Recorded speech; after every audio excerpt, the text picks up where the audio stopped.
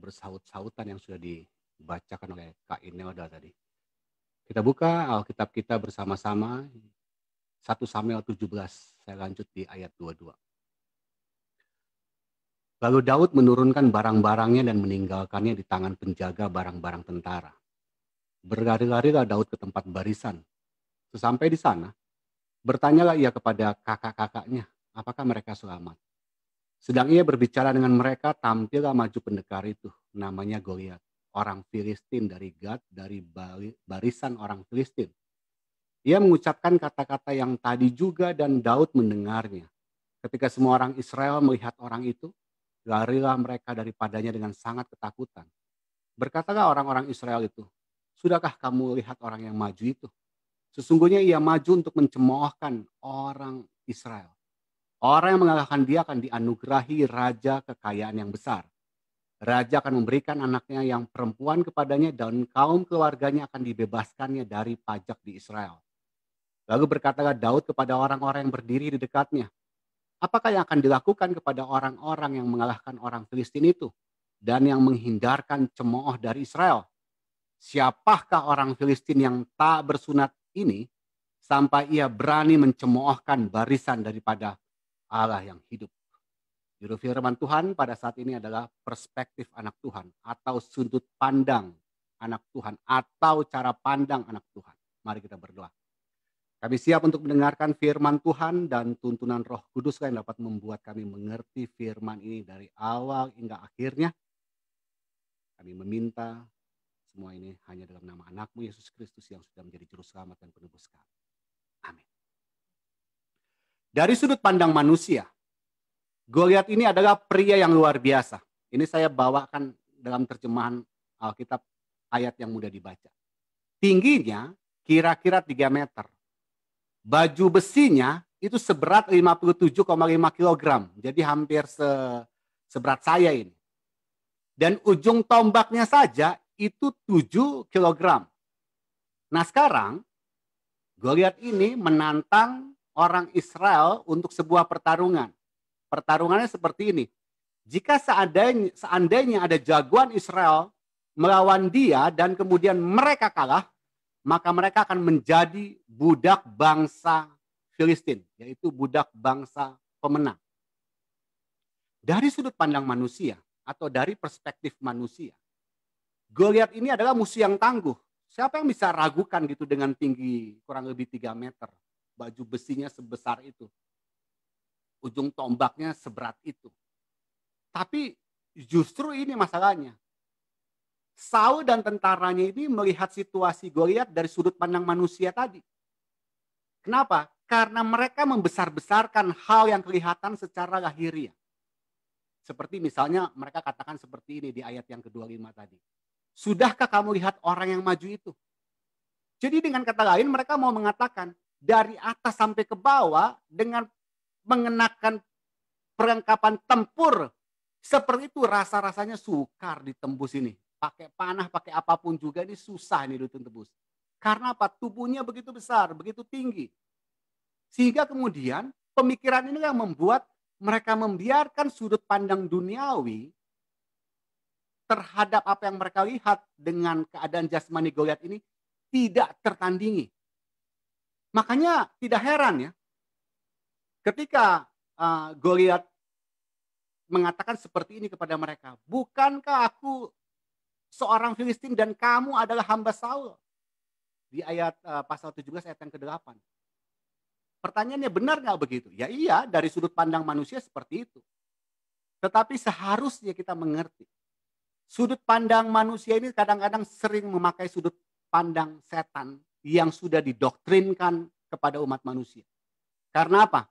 Karena setan suka sekali untuk mempromosikan segala sesuatu yang berhubungan dengan hal-hal yang kelihatan. Padahal justru kita diajarkan untuk melihat hal-hal dengan mata rohani gitu. Hal-hal yang tidak terlihat, itu orang Kristen seharusnya. Tetapi justru ini pelajaran utamanya. Karena ternyata ketika setan coba untuk gunakan Goliat ini supaya dipandang dilihat dari hal-hal rohaninya, dari hal-hal jasmaninya yang terlihat. Ternyata Daud mengajarkan kepada kita, dia tidak terancam dengan hal-hal yang kelihatan secara langsung, yang secara kasat mata. Karena apa? Karena Daud melihat segala sesuatu itu dari sudut pandang Tuhan. Sehingga ketika Daud menyadari apa yang sudah dia pelajari, dia menantang apa yang dikatakan Goliat. Seperti di pasal 17 ayat yang ke-26 dan 36. Dia katakan seperti ini. Siapakah orang Filistin yang tak bersunat ini? Sampai ia berani mencemoohkan barisan. Ini ya, garis bawahi. Orang Filistin yang tak bersunat itu, sampai ia berani mencemoohkan, nah ini dia, garis bawahi, barisan daripada Allah yang hidup. Apakah kita mengerti dan menangkap cara pandang atau perspektif yang berbeda yang diucapkan Daud dibandingkan apa yang diucapkan Saul, raja pada saat itu, dan juga tentara-tentaranya? Yang pertama, pelajarannya adalah seperti itu. Untuk menjatuhkan raksasa yang mengancam dalam kehidupan kita. Raksasa itu bisa saja persoalan-persoalan, apapun itu juga. Kita membutuhkan cara pandang rohani. Kita membutuhkan perspektif spiritual. Dan inilah ketika dia mengatakan ketika Daud katakan, ini dia bukan hanya orang Filistin. Dia ini orang Filistin yang tidak bersunat. Jadi dia mau katakan, dia ingatkan, dia ini orang Filistin yang tidak bersunat. Dan ingat, kita ini bukan hamba Saul, tapi kita ini tentara Allah yang hidup. Ini yang mau dikatakan, digarisbawahi, dikumandangkan, diproklamasikan, dipromosikan oleh Daud. Dia mempunyai pandangan rohani. Ketika Saul dan bala tentara Israel ketakutan dengan gertakan Goliat ini, itu sebetulnya yang sedang mereka lihat ini adalah begini. Ini seperti sedang pertempuran antara otot yang kuat, gagah perkasa yang dimiliki Goliat dengan kita, otot yang kecil, badan kita kecil, perlengkapan kita tidak secanggih perlengkapan orang Filistin. Ini sebetulnya yang dilihat oleh bala tentara Israel dan Saul adalah senjata kita ini nggak ada apa-apanya dibandingkan senjata dia, dan bahkan bagaimana alat tempurnya yang begitu hebat yang mungkin tidak bisa ditembus. Dan ini yang mereka lihat adalah Goliat, menurut ayat 33, sejak dari masa mudanya sudah menjadi prajurit.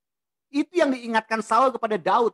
Sehingga kemudian mereka sedang melihat bahwa pengalaman dia dalam peperangan itu lebih hebat daripada pengalaman kita yang baru saja belajar berperang.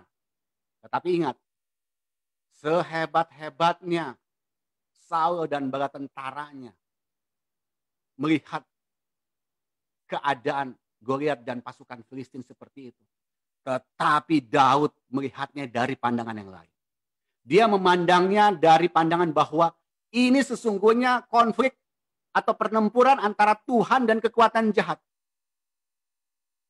Kita harus belajar melihat segala sesuatu seperti bagaimana Daud memandang kehidupan ini. Saul dan anak buahnya melihat Goliat dan berpikir dia begitu besar sehingga kita tidak akan pernah bisa membunuhnya. Sementara Daud melihat manusia yang sama kemudian berpikir, dia sangat besar, tapi saya adalah bala tentara Tuhan. Atau kata kasarnya mungkin, kita masih makan-makan, sama-sama masih makan nasi lah, kenapa mesti takut?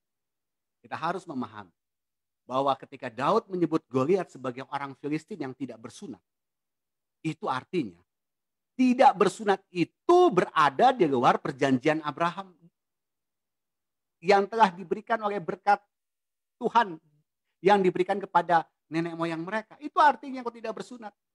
Ketika Tuhan menetapkan tanda sunat dengan Abraham, Abraham itu tinggal di Kanaan. Orang-orang di negeri itu jahat secara moral, sama seperti orang Filistin. Sodom dan Gomora itu berada di puncak jalan amoral pada saat itu. Setiap jenis dosa ada di situ. Tetapi Tuhan ingin memisahkan umat perjanjiannya ini agar tetap murni, agar tetap kudus secara moral dengan bangsa-bangsa yang ada di sekitar mereka. Sehingga kemudian perjanjian sunat inilah yang membuat perjanjian bahwa Tuhan akan berkati orang-orang Israel pada saat itu. Jadi ketika Daud menyebut Goliat sebagai orang Filistin yang tidak bersunat, sesungguhnya Daud sedang mengatakan, "Hai kalian, orang ini adalah seorang penyembah berhala yang tidak bermoral, yang berada di luar perjanjian Tuhan, dan dia sudah mengejek bala tentara Tuhan yang hidup." Ini sebetulnya yang mau dikatakan Daud memotivasi orang-orang Israel seperti itu. Karena apa? Kembali lagi, Daud mempunyai pandangan rohani tentang masalah tersebut. Kita harus memiliki perspektif spiritual sebagai anak-anak Tuhan. Apapun masalah yang kita hadapi, jika kita ingin menaklukkannya, langkah pertama adalah kita harus melakukan seperti apa yang sudah dilakukan oleh Daud. Kita harus menyebut apa yang Tuhan katakan mengenai diri kita. Kita ini anak Tuhan. Kita ini anak Tuhan. Kita ini anak Tuhan. Yesaya 43 ayat 1 katakan, "Janganlah takut, sebab aku telah menebus engkau. Aku telah memanggil engkau dengan namamu. Engkau ini kepunyaanku." Kita kepunyaan Tuhan. Yesaya 49 ayat 1 katakan, "Tuhan telah memanggil aku sejak dari kandungan. Telah menyebut namaku sejak dari perut ibu." Kita ini kepunyaan Tuhan. Sebelum bahkan kita masih di kandungan, Tuhan sudah tahu siapa kita. Mau menjadi apa kita kalau seandainya kita hidup di dalam Tuhan. Kita akan menjadi hebat. Dan penunggu pagi kita pada pagi ini mengingatkan 1 Yohanes 3 ayat 1. "Lihatlah betapa besarnya kasih yang dikaruniakan Bapa kepada kita, sehingga kita disebut anak-anak Allah. Dan memang kita adalah anak-anak Allah." Penunggu pagi mengingatkan kepada kita, itu adalah karunia terbesar. Kita orang-orang berdosa tapi Tuhan tetap menganggap kita sebagai anak Tuhan. Banyak orang yang dikatakan berjalan cukup jauh, berusaha cukup jauh untuk dapat dianggap sesuatu oleh orang-orang terkenal. Kita tidak seperti itu. Kita bahkan masih dalam kandungan, Tuhan sudah anggap kita sebagai anak. Bahkan ketika kita berdosa pun Tuhan berusaha untuk memanggil kita untuk menjadi anak-anaknya. Jadi ini adalah karunia yang terindah, menyadari bahwa kita adalah anak Tuhan. Kita harus benar-benar menyadari siapa kita sesungguhnya. Kita ini kepunyaan Tuhan. Daud secara tidak langsung ini mengatakan, itu adalah orang Filistin yang tidak bersunat. Masa iya mereka itu akan menyerang anak Allah yang hidup, Allah yang hebat, Allah yang dahsyat. Dan Daud mau katakan, saya bukan hanya hamba Saul. Saya adalah anggota pasukan dari Tuhan yang hidup. Saya sudah ditebus oleh darah Kristus dan pertempuran ini akan menjadi milik saya. Kita tahu bagaimana akhir daripada cerita itu. Kita tahu bahwa Daud menang. Tetapi kita lupa kemenangan Daud itu karena dia menggunakan perspektif rohani. Cara pandang rohani menghadapi apapun juga. Sehingga kalau kita melihat segala sesuatu dari sudut pandang rohani, itulah titik awal kemenangan kita. Percuma kita belajar Alkitab dari Kejadian sampai Wahyu. Tetapi ketika kita menghadapi persoalan, kita tidak melihat persoalan itu dari sudut pandang rohani. Itulah membuat kita kalah dari waktu ke waktu. Karena perspektif atau cara pandang kita itu akan mencerminkan siapa kita. Saudara-saudara, teman-teman boleh lahir dari Advent, dari lahir pertama. Tetapi bagaimana kemudian kita menghadapi persoalan, dari situ saya bisa lihat. Ini sebetulnya orang ini, biarpun dia sudah dari lahir, atau bahkan pendeta seperti saya, tapi kalau kemudian curahan hati saya, ungkapan saya itu bisa dilihat orang dari sudut mana sebetulnya dia memandang persoalan-persoalan di dunia ini. Makanya ini menarik untuk mengetahui ketika saya menghadapi hal-hal yang, aduh, ini bisa nggak saya pikirkan ya. Saya sering memandang seperti ini. Kita tahu cerita Yohanes 9 ya. Dikatakan begini ayat 1 sampai 3. Waktu Yesus sedang lewat, ia melihat seorang yang buta sejak lahirnya. Murid-muridnya bertanya kepadanya, "Rabi, siapakah yang berbuat dosa? Orang ini sendiri atau orang tuanya sehingga ia dilahirkan buta?" Karena pandangan orang Yahudi pada saat itu, kalau ada orang yang ditimpa dengan kesialan, dengan kesusahan, itu bisa saja karena dosanya. Dan pandangan seperti inilah di mana Yesus sangat bijaksana untuk menjawab seperti ini. Jawab Yesus, bukan dia dan bukan juga orang tuanya. Tetapi karena pekerjaan-pekerjaan Allah harus dinyatakan di dalam dia. Bagi saya secara pribadi ayat ini luar biasa. Karena apa? Kalau ada yang di luar nalar saya, udah saya lihat ini saja. Apapun kesusahan yang saya dapatkan, apapun kesusahan yang saya lihat dari orang lain, saya tidak akan pernah menghubung-hubungkan dengan apa yang sudah dia perbuat sebelumnya. Karena apa? Itu bukan hak kita untuk menghakimi. Di sini justru Tuhan bisa katakan, karena pekerjaan-pekerjaan Allah harus dinyatakan di dalam dia. Bayangkan itu. Makanya pikiran saya sederhana. Kalau saya diberkati, itu bukan karena saya baik. Tapi karena kebaikan Tuhan itu akan menuntun saya kepada pertobatan. Ada ayatnya, Roma 2 ayat 4 yang sudah saya bacakan tadi. Maukah engkau menganggap sepi kekayaan kemurahannya, kesabarannya, dan kelapangan hatinya? Tidakkah engkau tahu bahwa maksud kemurahan Allah ialah menuntun engkau kepada pertobatan? Jadi kalau saya diberkati bukan karena, jadi jangan bangga kita kasih kesaksian. Waduh saya begini-begini, saya sudah berdiri. Enggak. Bukan berarti kemudian itu orang akan melihat itu sebagai ukuran bahwa rohani kita juga mengikuti dengan keberhasilan. Tidak. Ini yang saya mau katakan. Karena apa? Bisa saja sebetulnya berkat yang Tuhan berikan itu karena Tuhan sedang menuntun kita kepada pertobatan. Sehingga saya tidak akan sombong dengan berkat-berkat yang Tuhan berikan. Kalaupun saya mendapatkan kesusahan, ya, itu juga bukan berarti, ini karena saya melihat dari sudut pandang rohani, dari perspektif spiritual yang saya pelajari di firman Tuhan. Kalaupun saya mendapatkan kesusahan, saya yakin itu bukan karena Tuhan melupakan saya. Tapi saya ingat ada ayat yang mengatakan di Mazmur 119 ayat 71. Bahwa aku tertindas itu baik bagiku. Supaya aku belajar ketetapan-ketetapanmu. Artinya, kalau seandainya saya susah, bisa saja itu sebetulnya Tuhan sedang menuntun saya supaya belajar mengenal perintah-perintah Tuhan. Jadi tidak juga menghubungkan bahwa berkat dan tidak berkat itu kemudian dihubung-hubungkan dengan kesetiaan kita kepada Tuhan. Kalaupun saya sekarang menjadi orang yang tidak miskin, tetapi juga tidak kaya. Iya, saya percaya juga melihat dari sudut pandang Alkitab, sudut pandang rohani, saya akan mengacu kepada Amsal 30 ayat 8 dan 9. Katakan seperti ini. Jauhkanlah daripadaku kecurangan dan kebohongan. Jangan berikan kepadaku kemiskinan atau kekayaan. Jadi saya tidak miskin, saya tidak kaya. Biarkan aku menikmati makanan yang menjadi bagianku. Ayat 9. Supaya kalau aku kenyang, aku tidak menyangkalmu. Karena banyak orang kaya dan kemudian menyangkal Tuhan. Sombong, menjadi sombong. Dan berkata, siapa Tuhan itu? Atau kalau aku miskin, aku mencuri dan mencemarkan nama Allah. Saudara-saudara dikasih Tuhan Yesus Kristus yang berada di Jemaat Caritas maupun tamu yang hadir. Bagaimana sesungguhnya kita melihat keadaan tahun 2021 ini? Bahkan di tengah-tengah pandemi COVID-19 yang kemudian katanya sudah mulai naik kelas juga. Jadi 2020 naik ya ada juga tahun ini COVID yang berbeda. Dan kita tidak tahu kapan berhenti. Tetapi pelajaran firman Tuhan pada saat ini mengingatkan kepada kita. Lihatlah segala sesuatu dari sudut pandang atau perspektif spiritual. Perspektif rohani. Apa yang kita dapatkan ketika kita memandang semua itu dari perspektif itu? Kita baca firman Tuhan. Lukas 21 ayat 11 katakan begini. Dan akan terjadi gempa bumi yang dahsyat dan di berbagai tempat akan ada penyakit sampar atau wabah penyakit. Dan kelaparan. Akan terjadi seperti itu. Dan bahkan dikatakan dan akan terjadi juga hal-hal yang mengejutkan dan tanda-tanda yang dahsyat dari langit.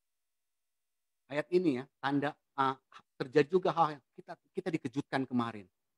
Seorang dosen tiba-tiba mati muda. Kita dikejutkan lagi dalam minggu ini. Seorang yang masih muda umur 30 tahun. Seorang ibu rumah tangga punya anak kecil dan meninggal. Hal-hal yang mengagetkan kita. Itu semua sudah dikatakan dalam firman Tuhan. Jadi kalau kita melihat dari sudut pandang rohani. Oleh karena kita mempelajari firman Tuhan. Semua tanda-tanda permulaan penderitaan menjelang kedatangan Tuhan itu sudah ada. Jadi bagaimana kita mungkin harus kaget? Kenapa kita harus terkejut dengan COVID-19 ini? Kenapa kita harus terkejut dengan hal-hal yang terjadi di sekitar kita? Dari perspektif sebagai anak-anak Tuhan. Tidak ada yang mengejutkan sehingga kita terpancing harus apa? Panik atau stres. Nggak ada. Justru kalau sebagai anak Tuhan kita harus melihat kejadian ini untuk menjaga ya. Apa yang seharusnya kita makan, apa yang harus kita minum, apa yang harusnya kita pikirkan supaya kita bisa kuat bukan hanya secara rohani tetapi juga secara mental dan secara rohani, secara jasmani. Dan inilah pentingnya untuk mengingat bahwa apa? Setan selalu berusaha membuat kita melihat dari sudut pandang lahiriah. Kita melihat apa-apa yang kelihatan gitu. Kita nggak melihat bahwa kalau kita bisa dibukakan mata rohani kita, wah ada malaikat yang menjaga kita, ada malaikat yang menyertai kita. Sehingga akhirnya karena kita tidak bisa melihat dengan hal rohani, kita mengeluh keadaan akan kehidupan kita ini. Tahun 2021 apa yang diomongin hanya tentang COVID, bukan bercerita tentang bagaimana Tuhan sudah memberkati kita sepanjang tahun kemarin sehingga semua yang ada di jemaat Caritas ini masih dalam keadaan sehat. Karena tidak ada yang paling menakutkan di dunia ini selain kita sudah kehilangan pengharapan dalam menghadapi raksasa persoalan. Itulah sebabnya ayat inti saya ambil dari 1 Korintus 2 ayat 16. Sebab siapakah yang mengetahui pikiran Tuhan sehingga ia dapat menasihati dia? Ini dia. Tetapi kami memiliki pikiran Kristus. Cara pandang kami ada memandang kepada Kristus. Cara pikir kami, apapun yang kami lakukan itu pikirannya pikiran Kristus. Karena apa? Perspektif yang positif hanyalah bisa terjadi ketika kita memikiri pikiran Kristus. Filipi 2 ayat 5 sampai 8 katakan, hendaklah kamu dalam hidupmu bersama menaruh pikiran dan perasaan yang terdapat juga dalam Kristus Yesus, yang walaupun dalam rupa Allah tidak menganggap kesetaraan dengan Allah itu sebagai milik yang harus dipertahankan, melainkan telah mengosongkan dirinya sendiri, mengambil rupa seorang hamba, menjadi sama dengan manusia, dan dalam keadaan sebagai manusia ia telah merendahkan dirinya dan taat sampai mati, bahkan sampai mati di kayu salib. Kalau kita memiliki pikiran seperti pikiran Kristus, seharusnya kalau keadaan kita masih bisa makan dan minum, kita bersyukur. Karena bahkan Yesus datang sebagai seorang hamba. Seharusnya kalau kita menderita, kita juga harus bersyukur. Karena Yesus pun menderita untuk dosa-dosa kita. Seharusnya kalaupun kita mati, kita pun juga harus bersyukur melihat bahwa kita pun mati di dalam kebenaran. Itulah sebabnya Roma 14 ayat 8 katakan, sebab jika kita hidup untuk Tuhan. Dan jika kita mati untuk Tuhan. Jadi baik hidup atau mati, kita adalah milik Tuhan. Sepanjang tahun 2021 ini, tanamkan dalam perspektif pikiran kita. Tanamkan dalam pandangan kita secara rohani.